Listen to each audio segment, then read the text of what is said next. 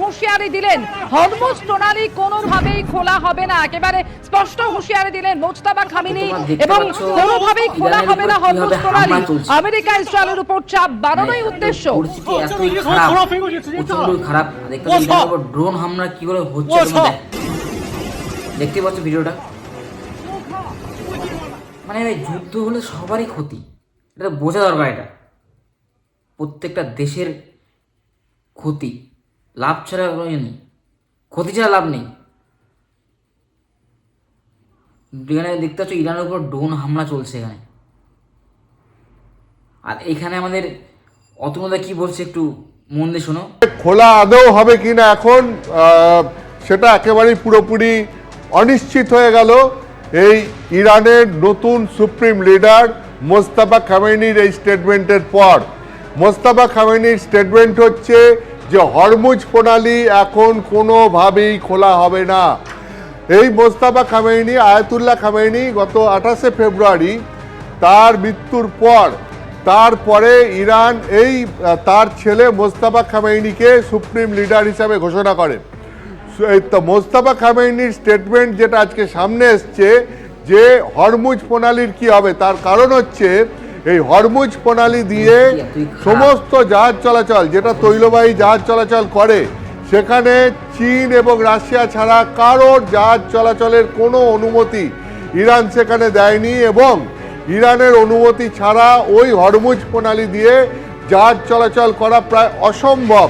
তার কারণ ওখানে ইরান এমন স্ট্র্যাটেজিক লোকেশন নিয়ে আছে যে কোনো জাহাজের ওপর তারা হামলা চালাতে পারে ওই হরমুজ প্রণালী দিয়ে আসার চেষ্টা করলে, এবং গত কয়েকদিনে এরকম একাধিক হামলার ঘটনা ঘটেছে। ফলে এই হরমুজ প্রণালী যেটা ইরানের দখলে রয়েছে সেখানে তারা কোনো জাহাজ চলাচল করতে দেবে না। এটা আজকে মোজতাবা খামেনি, ইরানের সুপ্রিম লিডার, তাদের স্টেটমেন্টে পরিষ্কার করে দিয়েছে। আমি তোমাকে বলি যে সকাল থেকেই একটা জল্পনা হচ্ছিল যে ভারতবর্ষের তৈলবাহী জাহাজগুলো এই হরমুজ প্রণালী দিয়ে আসতে পারবে কিনা। ভারতবর্ষের মোট 28টি জাহাজ এবং তাতে 778 জন নাবিক এই মুহূর্তে হরমুজ প্রণালীতে আটকে রয়েছে। এখন সেই জাহাজগুলো সব তেল নিয়ে আসার কথা, কিন্তু জাহাজগুলো আসতে পারছে না। আজকে সকালে একটা খবর এসেছিল যেটা পরে সংবাদ সংস্থা রয়টার্স সেই খবরটা জানায় যে ভারতীয় সূত্রকে উদ্ধৃত করে যে হরমুজ প্রণালীতে ভারতের জাহাজগুলিকে ছাড় দিচ্ছে ইরান, এটা ভারতীয় সূত্রকে উদ্ধৃত করে রয়টার্স বলে। কিন্তু তার পাশাপাশি রয়টার্স এটাও বলে যে ইরানের সূত্র তাদেরকে বলছে যে ভারতবর্ষের সঙ্গে এরকম কোনো এগ্রিমেন্ট হয়নি যে ভারতের জাহাজগুলিকে ছাড় দেওয়া হবে। এখন পুরো বিষয়টা পরিষ্কার হয়ে গেল এই মোজতাবা খামেনির স্টেটমেন্ট সামনে আসার পর।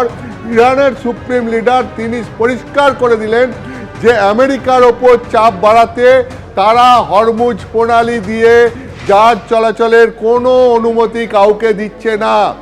এখন এই হরমুজ প্রণালী দিয়ে জাহাজ না চললে কি হবে, কেন ইরান এই সিদ্ধান্ত নিল সেটা বুঝতে হবে। সেটা হচ্ছে হরমুজ প্রণালী দিয়ে যদি জাহাজ না আসতে পারে তাহলে আমেরিকার বন্ধু দেশ যেগুলো রয়েছে এই পশ্চিম এশিয়ায়, যে সংযুক্ত আরব আমিরশাহী, কাতার, সৌদি আরব, এদের এখানে যে তেল উৎপাদন হয়, যে তেল, সেই তেল নিয়ে তৈলবাহী জাহাজগুলো এই হরমুজ প্রণালী হয়ে আসে। এখন হরমুজ প্রণালী যদি বন্ধ করে দেয় ইরান, তাহলে এই জাহাজগুলো আসতে পারবে না। এর ফলে একটা স্বাভাবিকভাবেই সারা বিশ্বে এইটা নিয়ে একটা চাপ তৈরি হবে আমেরিকা ইসরায়েলের ওপর।